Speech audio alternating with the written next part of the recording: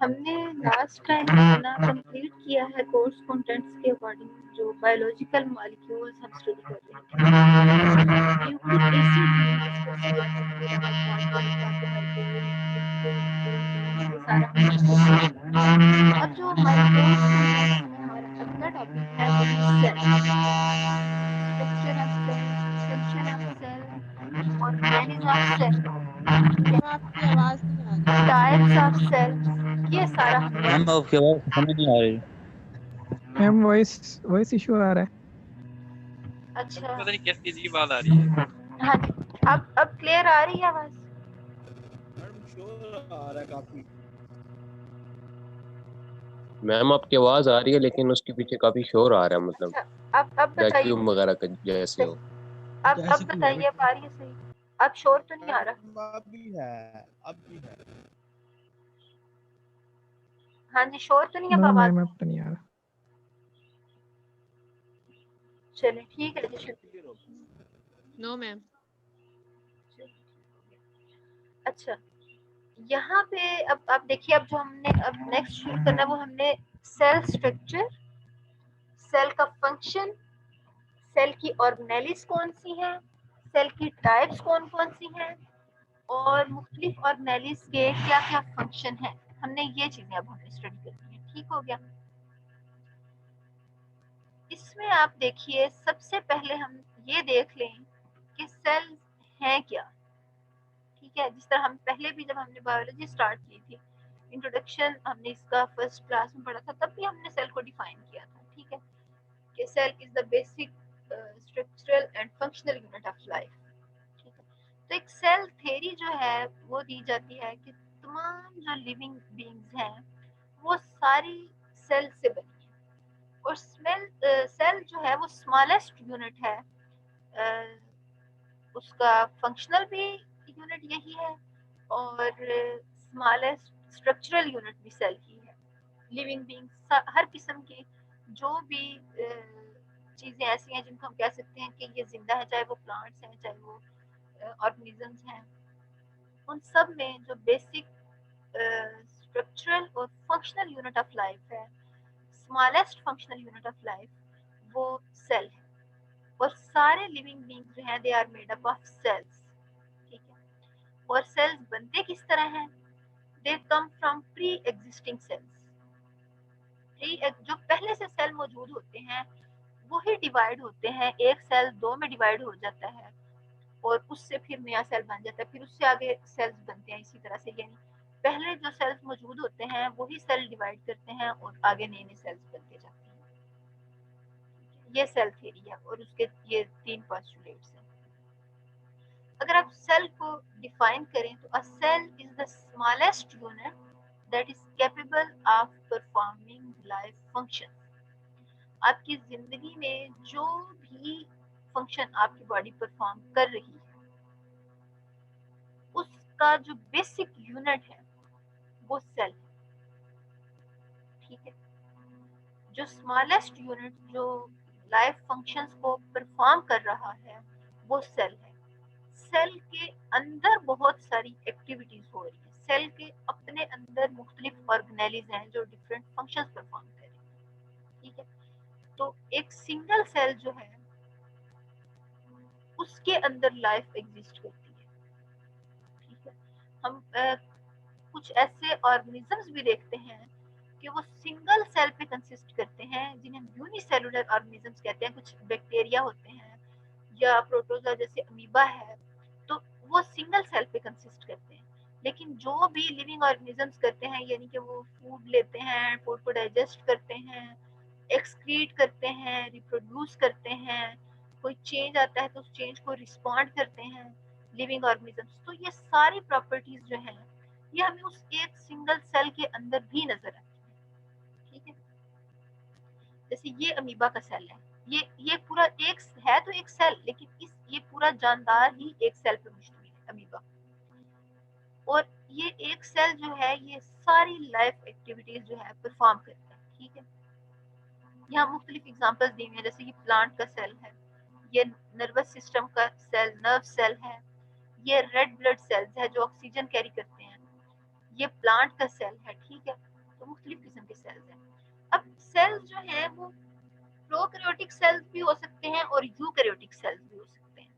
फिर उन्हीं सेल्स की बुनियाद पे हम लिविंग ऑर्गेनिजम्स को कहते हैं ये प्रोकैरियोट्स हैं, ये यूकैरियोट्स हैं। Pro mean before, karyote mean nucleus, before nucleus, prokaryotes before nucleus. You mean true, caryon mean nucleus. Eukaryotes ऐसे ऑर्गेनिजम्स जिनके अंदर ट्रू न्यूक्लियस मौजूद हो। अब ये देखते हैं कि न्यूक्लियस है क्या। जो प्रोकैरियोट्स है ना, आप देखिए इनके बाहर भी सेल मेम्ब्रेन है, यूकैरियोट्स के बाहर भी सेल मेम्ब्रेन है, ठीक है। जो ऑर्गेनेलिज इनके अंदर है, बहुत सारी ऑर्गेनेलिज वो इनके अंदर भी है। कुछ डिफरेंस है वो आगे हम चल के देखेंगे भी सही, ठीक है। तो फिर फर्क कहाँ पे आता है? न्यूक्लियस का फर्क ये है कि यहाँ पे न्यूक्लियस जो है वो एक मेम्ब्रेन के अंदर इनक्लोज होता है, एक मेम्ब्रेन बाउंडेड ऑर्गेनेल या न्यूक्लियस, और उस न्यूक्लियस के अंदर डीएनए मौजूद होता है, जो हमने पढ़ा डीऑक्सीराइबोन्यूक्लिक एसिड, जिसके ऊपर जीन्स होती हैं। हमारा हेरिडिटी मटेरियल जो है वो डीएनए वो इस न्यूक्लियस के अंदर होता है, एक मेम्ब्रेन के अंदर होता है। जबकि प्रोकैरियोट्स के अंदर डीएनए बिना किसी मेम्ब्रेन में बाउंड हुआ वो वैसे ही साइटोप्लाज्म के अंदर पड़ा होता है, ठीक है। तो यूकैरियोट्स और प्रोकैरियोट्स में जो डिफरेंस है वो ये है कि प्रोकैरियोट्स के अंदर न्यूक्लियस मौजूद नहीं होता, जो हमारा हेरिडिटी मटेरियल है डीएनए है वो फ्रीली मौजूद होता है साइटोप्लाज्म के अंदर। जबकि यूकैरियोट्स के अंदर डीएनए जो है वो बाकायदा एक न्यूक्लियस के अंदर मौजूद होता है, एक मेम्ब्रेन के अंदर मौजूद होता है, ठीक है। प्रोकैरियोटिक और यूकैरियोटिक सेल्स का डिफरेंस मैंने आपको बता दिया। ये देखिए आप, बाकी सेल मेम्ब्रेन भी दोनों की है, ये देखिए ये जो ब्लैक बाउंड्री है, ठीक है। उसके अलावा साइटोप्लाज्म, ये जो आपको अंदर येलो मटेरियल नजर आ रहा है, आप इसको कह लें कि ये साइटोप्लाज्म है, ये भी दोनों के अंदर है। अब यहाँ पे आप देखिए ये जो डीएनए है, ऑरेंज सा आपको नजर आ रहा है रेड, तो ये आप देखिए यहाँ पे एक मेम्ब्रेन बाउंडेड ऑर्गेनेल के अंदर है। जैसे सेल मेम्ब्रेन एक मेम्ब्रेन है ना, ये सेल की बाउंड्री, इसी तरह न्यूक्लियस जो है ये भी एक डीएनए के गिर्द एक मेम्ब्रेन की बाउंड्री है, ठीक है। तो इस तरह से प्रोकैरियोट्स और प्रोकैरियोटिक और यूकैरियोटिक सेल्स जो है वो एक दूसरे से मुख्तलिफ होते हैं, ठीक है।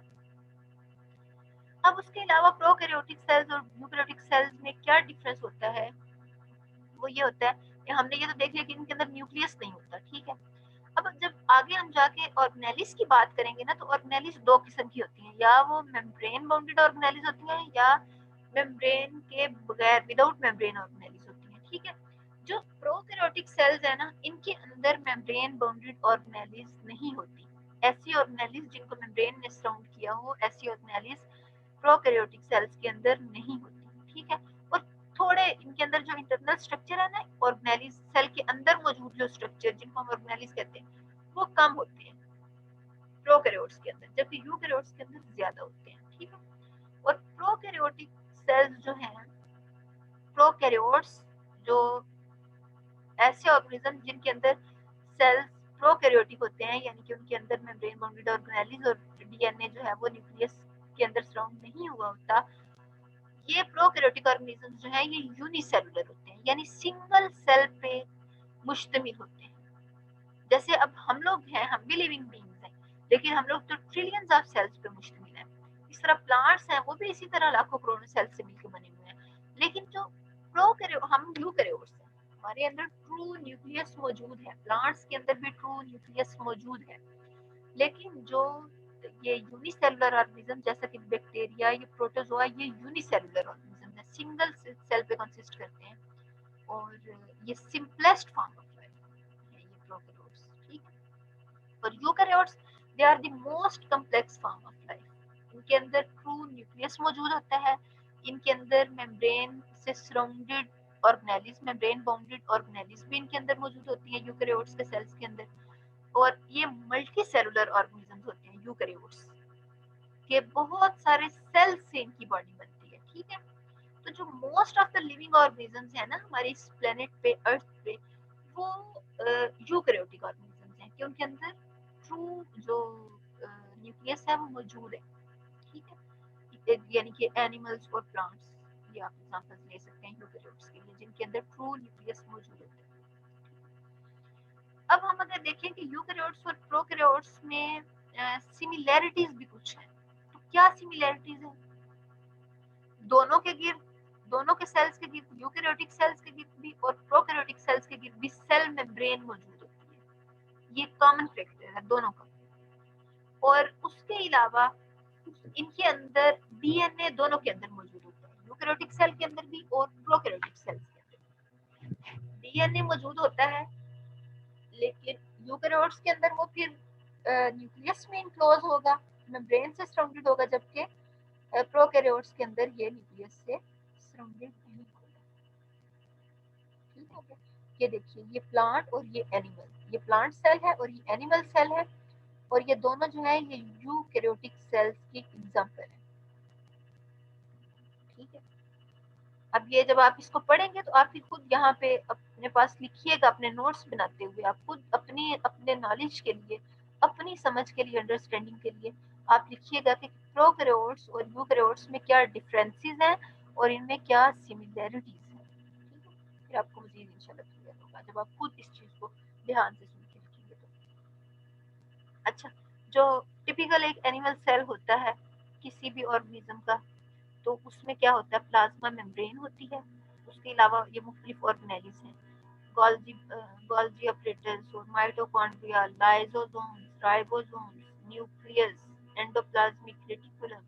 ये हम फिर देख लेते हैं कि ये ऑर्गेनेलिज कौन कौन से हैं। ठीक है, ये एक टिपिकल प्लांट सेल है, इसके अंदर भी उससे मिलती जुलती ही ऑर्गेनेलिज हैं, जैसे एंडोप्लाज्मिक रेटिकुलम और सेल मेम्ब्रेन और साइटोप्लाज्म। ठीक है, लेकिन यहाँ प्लांट सेल के अंदर वैक्यूल मौजूद होता है, लेकिन एनिमल सेल्स में वैक्यूल मौजूद नहीं होता।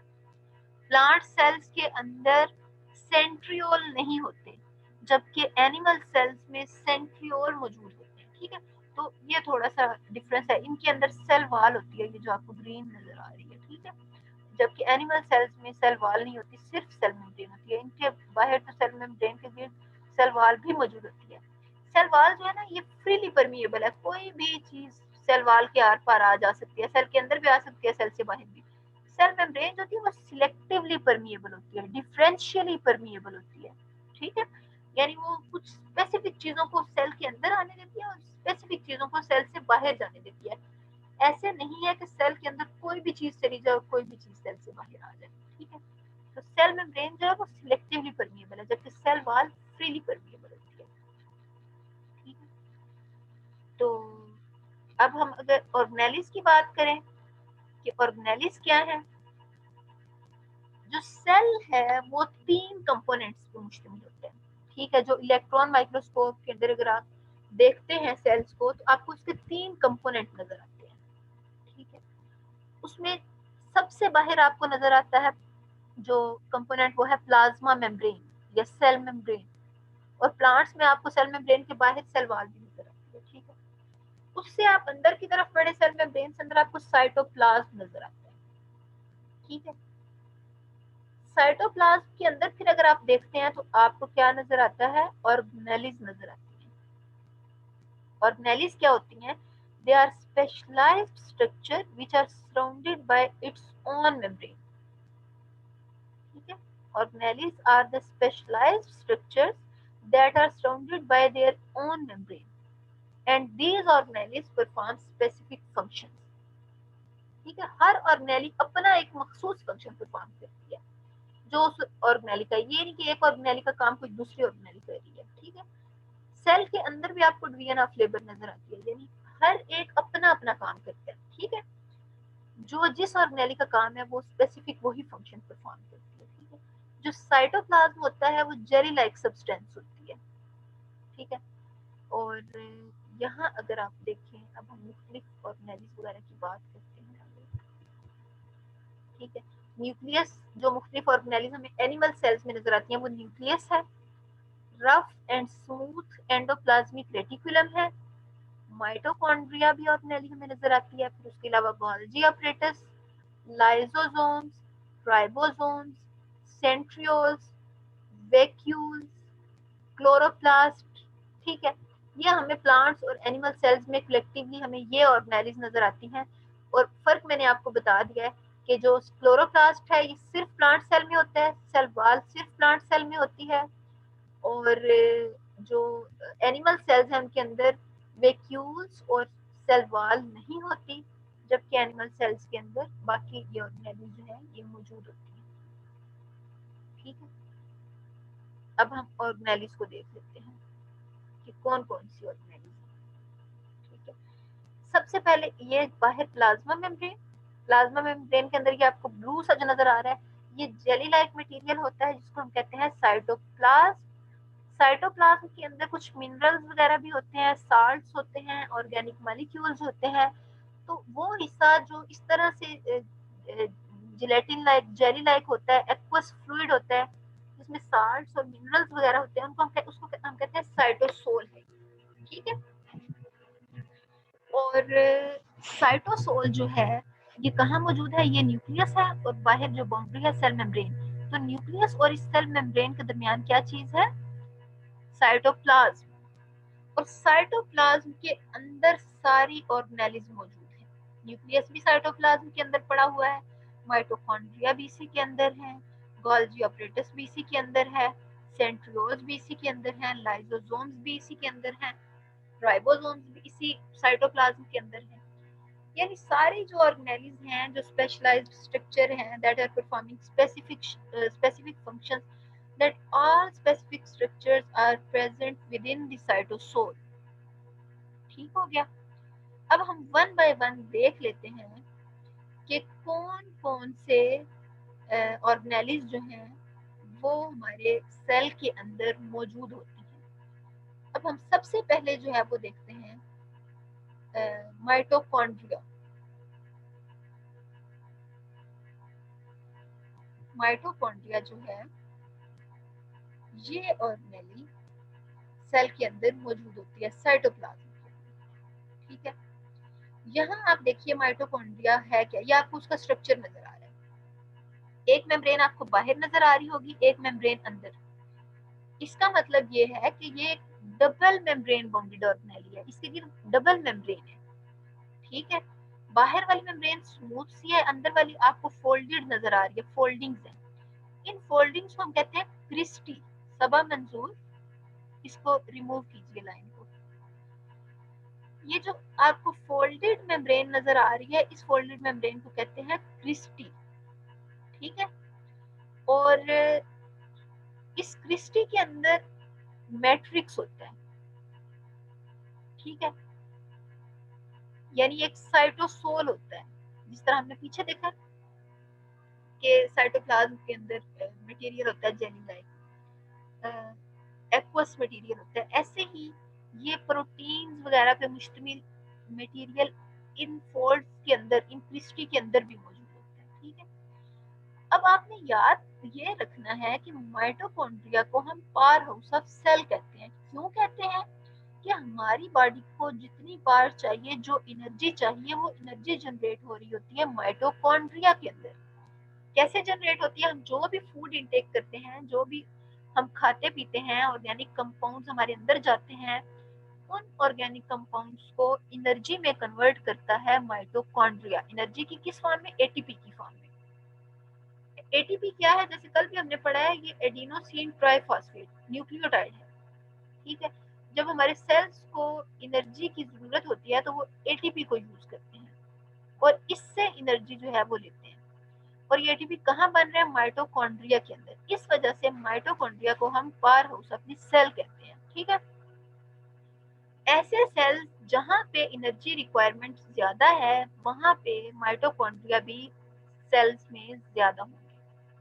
जैसा कि हमारे मसल सेल्स हैं या हमारे लिवर है, लिवर बहुत सारे फंक्शंस परफॉर्म कर रहा होता है, बहुत सारी मेटाबॉलिक एक्टिविटीज हमारे लिवर के अंदर हो रही होती हैं, डिटॉक्सिफिकेशन लिवर के अंदर हो रही होती है, स्टोरेज फंक्शंस लिवर परफॉर्म कर रहा होता है। तो लिवर को बहुत ज्यादा एनर्जी चाहिए होती है, तो लिवर सेल्स के अंदर माइटोकॉन्ड्रिया बहुत ज्यादा होते हैं। उसके अलावा हमारे muscle cells continuously contract relax, हम जब कोई काम कर रहे होते हैं तो ये कर रहे होते हैं, तो मसल सेल्स को सबसे ज्यादा एनर्जी चाहिए होती है। तो माइटोकॉन्ड्रिया लिवर सेल्स के अलावा मसल सेल्स में सबसे ज्यादा होते हैं। ठीक है, और ये जो एटीपी प्रोडक्शन के लिए केमिकल रिएक्शन हो रहे होते हैं, ये रिएक्शन जो है ये इस इनर मेम्ब्रेन में हो रहे होते हैं, ठीक है। यहाँ ये जो साइटोसोल प्रेजेंट है इन क्रिस्टीज के अंदर प्रोटीन्स पे मुश्तमिल एक मैट्रिक्स मौजूद है, वहां पे ये रिएक्शंस हो रहे होते हैं, ठीक है। जो इस ऑर्गेनेली की एक खास बात है वो ये है कि इसका अपना डीएनए होता है, ठीक है। ये ऑर्गेनेली खुद ही रेप्लिकेट कर लेती है, जबकि बाकी ऑर्गेनेलिस का अपना डीएनए नहीं होता, ठीक है। इसके बाद अगर हम अगली ऑर्गेनेली की बात करें तो वो है राइबोसोम्स। राइबोसोम्स ये वो ऑर्गेनेलीज हैं जो सेल के अंदर सबसे ज्यादा प्रेजेंट होती है। सबसे ज्यादा तादाद में जो ऑर्गेनेली है वो राइबोसोम्स होती है। राइबोसोम्स क्या है कि ये एक तो ये याद रखिए कि इनके लिए मेम्ब्रेन नहीं होती है, ठीक है। दूसरा ये कि ये बनती किस तरह है, प्रोटीन्स और आरएनए से। राइबो न्यूक्लिक एसिड्स और प्रोटीन्स कंबाइन करके राइबोसोम्स बनाते हैं, ठीक है। जब आरएनए को हमने इन आरएनए और प्रोटीन्स को हमने कंबाइन करना है तो तब राइबोसोम बनेगा, ठीक है। और आरएनए और प्रोटीन्स कंबाइन करती हैं और साइटोसोल में ये राइबोसोम की सूरत में ये ऑर्गेनेलीज एग्जिस्ट करती हैं। कुछ राइबोसोम्स हैं जो फ्रीली साइटोसोल के अंदर मूव करते हैं, कुछ जो हैं वो एक दूसरी ऑर्गेनेली एंडोप्लाज्मिक रेटिकुलम के साथ अटैच होते हैं। जो राइबोसोम्स फ्रीली इस साइटोसोल के अंदर मौजूद होते हैं वो भी प्रोटीन्स बनाते हैं, और जो एंडोप्लाज्मिक रेटिकुलम के साथ अटैच होते हैं वो भी प्रोटीन्स बनाते हैं। लेकिन कुछ प्रोटीन्स वो होती हैं जो सेल्स की अपनी रिक्वायरमेंट होती है, सेल ने उनको अपने अंदर ही इस्तेमाल करना होता है, साइटोसोल के अंदर ही उनके काम होते हैं। तो ऐसी प्रोटीन्स बनती हैं फ्री राइबोसोम से। और ऐसी प्रोटीन्स जैसे कि हमारे कुछ हार्मोन्स हो गए, एंजाइम्स हो गए, कि वो बनेंगे तो सेल के अंदर, लेकिन सेल उनको अपने से बाहर निकाल देगा, उनको एक्सपोर्ट करेगा, या फिर अपनी प्लाज्मा मेम्ब्रेन में हमने देखा था कि प्रोटीन्स इंसर्टेड होती हैं, तो बनेंगे तो जाहिर है राइबोसोम से ही प्रोटीन ना, फिर जाएंगी मेम्ब्रेन के अंदर। तो ऐसी प्रोटीन्स जिनका सेल के बाहर काम होता है वो प्रोटीन्स बनती हैं इन उन राइबोसोम से जो एंडोप्लाज्मिक रेटिकुलम के साथ अटैच होते हैं, ठीक है। फिर एंडोप्लाज्मिक रेटिकुलम को भी आगे हम डिटेल से देख लेते हैं। एंडोप्लाज्मिक रेटिकुलम क्या है, ये भी ऐसे ही आप समझिए सैक्स हैं, थैलियां हैं। किस चीज से बनी हुई थैलियां हैं, मेम्ब्रेन से बनी, ठीक है। आप यूं समझिए सेल के अंदर ये जो एंडोप्लाज्मिक रेटिकुलम है ये हाईवे है। सेल के अंदर ट्रांसपोर्टेशन जो चल रही होती है या सेल के बाहर किसी चीज को एक्सपोर्ट करना है, तो उन चीजों की टैगिंग होना, उनकी पैकिंग होना और उनकी मॉडिफिकेशन होना, ये काम जो है ये एंडोप्लाज्मिक रेटिकुलम के अंदर हो रहा होता है। वो एंडोप्लाज्मिक रेटिकुलम जिसके ऊपर राइबोसोम अटैच होते हैं, जैसे आप इसके ऊपर देख रहे हैं, तो इस एंडोप्लाज्मिक रेटिकुलम को हम कहते हैं रफ एंडोप्लाज्मिक रेटिकुलम, ठीक है। यहाँ पे प्रोटीन्स बन रही होती हैं, उन प्रोटीन्स की पैकिंग हो रही है। जैसे किसी फैक्ट्री में कोई चीज बन रही है, उस चीज की पैकिंग भी होगी, उसकी टैगिंग भी होगी, उसकी सॉर्टिंग भी होगी कि ये फ्लां कैटेगरी की चीज है, उसको सॉर्ट आउट करेंगे, अच्छा ये इस कैटेगरी में है, ये फ्लां कैटेगरी की है। तो इस तरह करके सॉर्टिंग होना, पैकिंग होना, टैगिंग होना, मॉडिफिकेशन होना, ये सारे काम जो है उस प्रोटीन के, फैट्स के, ये यहाँ पे इस रफ एंडोप्लाज्मिक रेटिकुलम में हो रहे होते हैं। अब एक एंडोप्लाज्मिक रेटिकुलम ऐसी भी है जिसको हम स्मूथ एंडोप्लाज्मिक रेटिकुलम कहते हैं। वो एंडोप्लाज्मिक रेटिकुलम है जिसके ऊपर ये राइबोसोम्स मौजूद नहीं होते, उसको हम कहते हैं स्मूथ। अब उसका क्या फंक्शन है कि वो स्टेरॉइड की सिंथेसिस करती है। हमारे वो सेल्स जो हार्मोन्स को स्क्रीट करते हैं उन सेल्स को हम कहते हैं ग्लैंड सेल्स।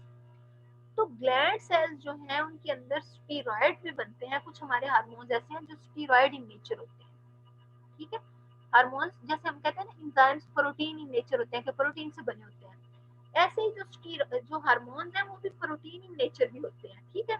और कुछ ऐसे हार्मोन होते हैं जो कि स्टेरॉइड इन नेचर होते हैं। तो ऐसे हार्मोन ऐसे जो कि स्टेरॉइड पे मुश्तमिल होते हैं वो ग्लैंड सेल्स के अंदर बनते हैं। वो कहाँ पे बनते हैं, स्मूथ एंडोप्लाज्मिक रेटिकुलम उनको बनाती है। ठीक है, ये एक फंक्शन है स्मूथ एंडोप्लाज्मिक रेटिकुलम का। दूसरा फंक्शन जो स्मूथ एंडोप्लाज्मिक रेटिकुलम का वो ये है कि हमारे मसल सेल्स जब कॉन्ट्रैक्ट करते हैं तो उन मसल सेल्स के अंदर जो मसल सेल्स की कॉन्ट्रैक्शन हो रही होती है उसमें कैल्शियम आयंस अपना बड़ा इंपॉर्टेंट रोल प्ले करते हैं। ठीक है, तो उन कैल्शियम आयंस को रेगुलेट करती है ये स्मूथ एंडोप्लाज्मिक रेटिकुलम। ठीक है, उसके अलावा कुछ जो टॉक्सिक मटेरियल हमारी बॉडी के अंदर चला जाता है तो उन टॉक्सिक मटेरियल्स की ब्रेक डाउन जो है वो स्मूथ एंडोप्लाज्मिक रेटिकुलम करती है। ठीक हो गया। अच्छा, उसके बाद आप नेक्स्ट ऑर्गेनेली देखें तो वो है गोल्जी अपरेटस। ये बिल्कुल ये भी सैक्स ही है, मेम्ब्रेन बाउंडेड सैक्स है, थैलियां सी हैं। ये इनका स्ट्रक्चर कैसा होता है जैसे सासर नहीं तिरछे एक दूसरे के ऊपर स्टैक्ड होती हैं, एक दूसरे के ऊपर ढेर लगा होता है, ऐसे ही ये भी एक दूसरे के ऊपर स्टैक्ड होती है। ठीक है, फ्लैट आप देखिए ये फ्लैटेंड है, फ्लैट है बिल्कुल, और कन्वेक्स शेप ये सैक्स होती हैं। आप देखिए यहाँ पे ये कन्वेक्स शेप। ठीक है, ये जो है इनका फंक्शन भी एंडोप्लाज्मिक रेटिकुलम के साथ कनेक्टेड होता है और प्रोटीन्स की मॉडिफिकेशन में अपना रोल प्ले करते हैं। ठीक है, उसके अलावा प्रोटीन्स की प्रोसेसिंग करते हैं, उनकी पैकेजिंग करते हैं और यहाँ से उनको रिलीज करते हैं, एक्सक्रीट करते हैं प्रोटीन्स को। ठीक है, अच्छा उसके बाद लाइसोसोम को अगर आप देखें, लाइसोसोम्स क्या है, लाइसोसोम्स भी मेम्ब्रेन बाउंडेड ऑर्गेनेलीज हैं। ठीक है, इनके अंदर क्या होता है, इनके अंदर मुख्तलिफ एंजाइम्स होते हैं, वो एंजाइम जो हाइड्रोलिटिक फंक्शन परफॉर्म करते हैं। ठीक है, जो हमने वो पढ़ा था ना कार्बोहाइड्रेट्स की में हाइड्रोलिसिस हो रही होती है। ठीक है, तो ये उन एंजाइम्स को कैरी करते हैं लाइसोसोम्स जो कि carbohydrates, proteins, lipids, deoxyribonucleic acid और राइबोन्यूक्लिक एसिड्स की ब्रेक डाउन करते हैं, इनको डाइजेस्ट करते हैं। ठीक है, तो इन सारी चीजों को डाइजेस्ट करने वाले जो एंजाइम्स हैं वो हाइड्रोलिटिक एंजाइम्स किसमें मौजूद होते हैं, लाइसोसोम्स के अंदर। लाइसोसोम्स क्या है, मेम्ब्रेन बाउंडेड ऑर्गेनेलीज है, स्फेरिकल इन शेप। ठीक है, और ये मुख्तलिफ दूसरी, और अगर गोल्जी अपरेटस जैसे सेल के अंदर मौजूद है और अब वो कोई फंक्शन नहीं परफॉर्म कर रहा तो ये लाइसोसोम उसको भी डाइजेस्ट कर देंगे, माइटोकॉन्ड्रिया को भी डाइजेस्ट कर देते हैं जब वो पुराना हो जाता है। ठीक है, कोई वायरस आपके अंदर चला गया तो ये लाइसोसोम उसको डाइजेस्ट कर देते हैं। ठीक है, प्लांट्स के अंदर ये बहुत रेयर होते हैं लाइसोसोम, बाकी लिविंग ऑर्गेनिजम्स के अंदर, एनिमल्स के अंदर ये मौजूद होते हैं। ठीक है, तो ये बड़े अहम है, बहुत अहम इंपॉर्टेंट रोल प्ले कर रहे हैं ये लाइसोसोम। यहाँ तक आपका कोई क्वेश्चन हो?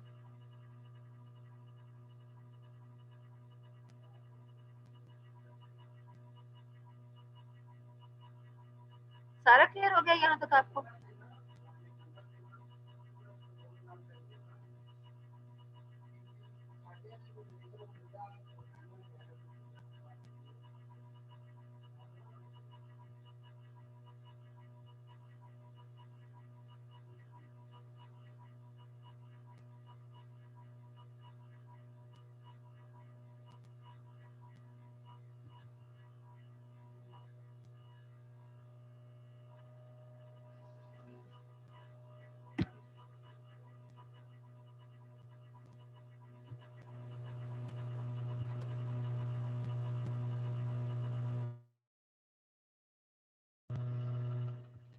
हाँ जी, समझ आ रही है आप सबको? यहाँ तक समझ आ गई?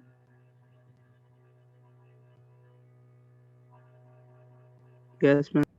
चलिए यस आगे मैम। फिर देखते हैं। साइटोस्केलेटन।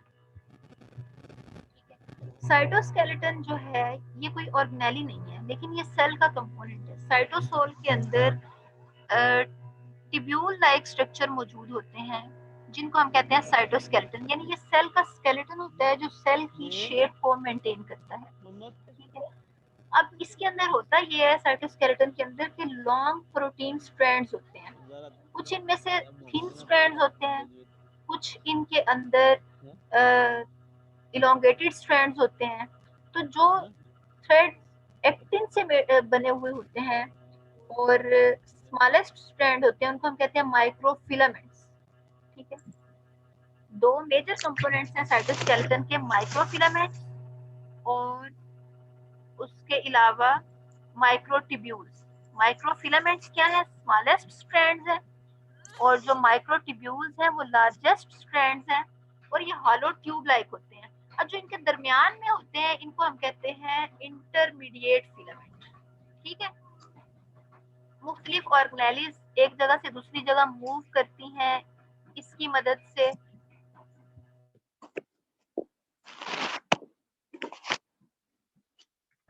हाँ जी, मुख्तलिफ ऑर्गेनेलीज जो हैं वो मूव करती हैं इन स्ट्रैंड्स की मदद से। ठीक है, अच्छा, दूसरा सेल की सरफेस पे जो मौजूद होते हैं कुछ हमें नजर आते हैं स्ट्रक्चर, उनको हम कहते हैं सीलिया एंड फ्लैजेला। सेल की सरफेस पे ये जो आपको हेयर लाइक स्ट्रक्चर नजर आ रहे हैं इनको हम कहते हैं सीलिया। ये आपको जो हेयर लाइक नजर आ रहे हैं इनको हम कहते हैं फ्लैजेला।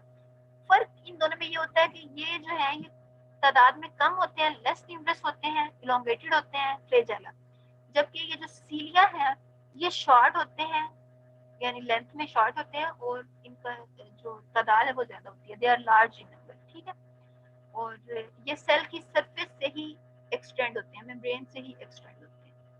ठीक है, उसके बाद न्यूक्लियस जो है, न्यूक्लियस सबसे ज्यादा अहम ऑर्गेनेली। ठीक है, इसके अंदर डीएनए मौजूद होता है, डबल मेम्ब्रेन बाउंडेड ऑर्गेनेली होती है। न्यूक्लियोलस जहाँ पे आरएनए और प्रोटीन मौजूद होते हैं। ठीक है, राइबोसोम जहाँ पे बन रहे होते हैं वो न्यूक्लियोलस है। ठीक है, डीएनए यहाँ पे मौजूद होता है, हेरिडिटी इंफॉर्मेशन आपकी जो है वो डीएनए में स्टोर होती है। और जब यहाँ से आरएनए निकलते हैं, डीएनए से आरएनए बनता है ना, तो आरएनए इनमें से मूव कैसे करेगा साइटोसोल तक, वो यहाँ पोर्स होती हैं, ये जो आपको ऊपर ऊपर नजर आ रही है ये पोर्स होती हैं, इन पोर्स में से आउटसाइड मूव करते हैं आरएनए। ठीक है, अब न्यूक्लियोलस ये वो जगह जहाँ पे आरएनए और प्रोटीन जो हैं वो मिलकर राइबोसोम बना रही हैं। ठीक है, और ये जो सेल वॉल मैंने आपको बता दिया कि बैक्टीरियल और प्लांट सेल्स के गिर्द इनकी सपोर्ट और प्रोटेक्शन के लिए जो एक सेल मेम्ब्रेन के बाहर एक मेम्ब्रेन होती है उसको हम कहते हैं सेल वॉल।